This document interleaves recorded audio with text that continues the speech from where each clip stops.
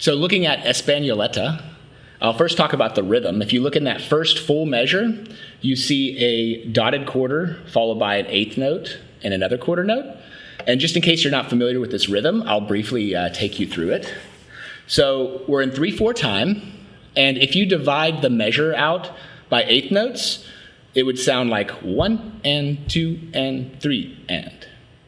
Now with that eighth note that you see after the dotted quarter, that comes in on the and of 2.